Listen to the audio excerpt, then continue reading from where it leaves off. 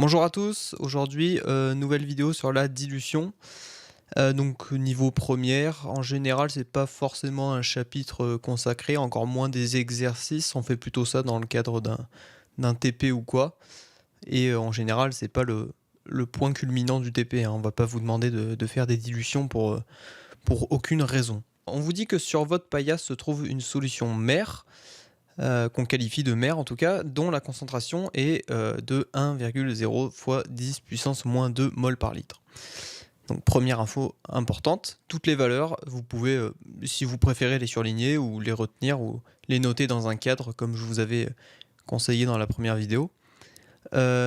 Vous devez préparer deux solutions filles à partir de cette solution mère. La première solution fille doit être une solution de 200 ml à 1,0 fois 10 puissance moins 3 mol par litre. Quelle est la démarche à suivre? Donc on va devoir résoudre cet exercice plus donner la démarche à suivre.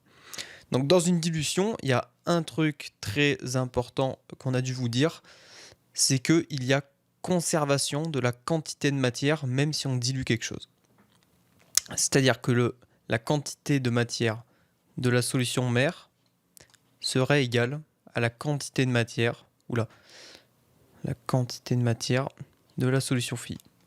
Ça veut dire quoi concrètement? Ça veut dire que si je mets dans un bécher ma solution mère, le principe même de diluer, quand vous êtes au lycée, on rajoute de l'eau distillée. Quand je rajoute de l'eau dans ce bécher, à aucun moment je rajoute des molécules de cette solution mère.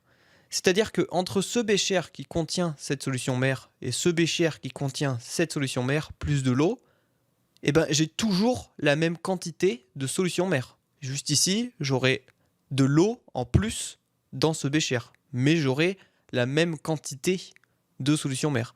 Attention, j'aurai pas la même concentration. Elle sera différente, puisque j'aurai la même quantité de solution mère qui sera dans plus d'eau. C'est-à-dire que la concentration sera plus faible. D'accord? Mais cette règle, elle est très importante, puisqu'en fait, elle nous permet d'écrire, grâce à la formule que je rappelle juste ici, N est égal à C fois V, très important, elle nous permet de dire, par identification, que la concentration mère fois le volume mère, je vais mettre des petits m, est égal à la concentration de la solution fille fois le volume de la solution fille. D'accord? Et c'est très important parce que ça va nous servir ici à résoudre la première étape de cet exercice. On nous donne la concentration de la solution mère. Donc, hop, ici, j'ai 1,0 fois 10 moins 2 mol par litre. Son volume, est-ce que je le connais? Non. On me dit juste que j'ai une solution à concentrer à 1,0 fois 10 puissance moins 2 mol. Donc ça, je ne connais pas. La concentration de la solution fille, 1,00 fois 10 puissance moins 3 mol. On nous le donne. Parfait.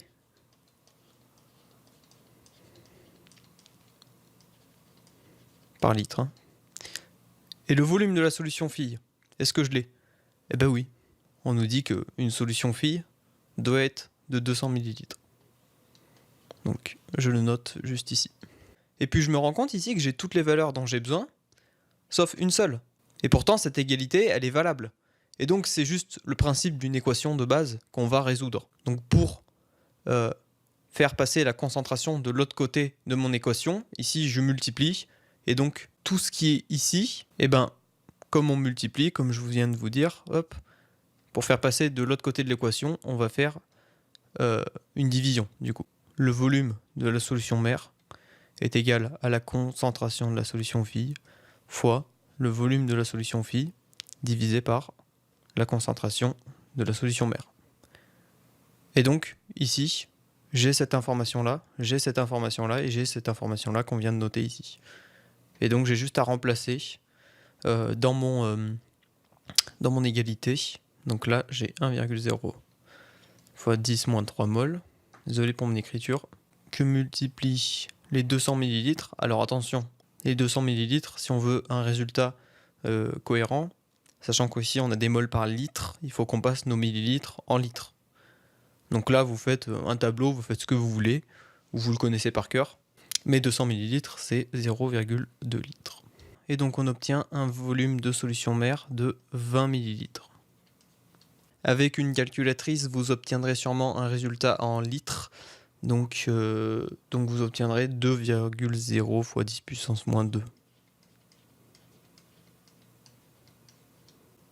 Donc ça, c'était la partie théorique. Mais qu'est-ce qu'on va faire en réalité sur votre paillasse? Vous faites quoi? Eh bien, vous prenez votre solution mère, vous en prenez 20 ml grâce à votre pipette jaugée, qui a été lavée à l'eau distillée, bien sûr, avant. Vous versez ces 20 ml dans une fiole jaugée, si j'arrive à la dessiner. Vous versez tout ça dans une fiole jaugée de 200 ml pour la solution fille. Et vous complétez les 180 ml qui restent avec de l'eau distillée. Et vous avez dilué votre solution. Vous prenez le bouchon, vous fermez, vous secouez bien de haut en bas pour homogénéiser la solution et la solution est prête. La seconde solution fille doit avoir une concentration différente, 100 ml et 5,0 fois 10 puissance moins 4 mol par litre. Donc ici, on a un cas de figure qui est exactement le même qu'au-dessus. Et donc on va appliquer le même raisonnement en fait. Je vais pas refaire tout par étape, mais on calcule le volume de la solution mère par la concentration de la solution fille fois le volume de la solution fille, on divise par la concentration de la solution mère.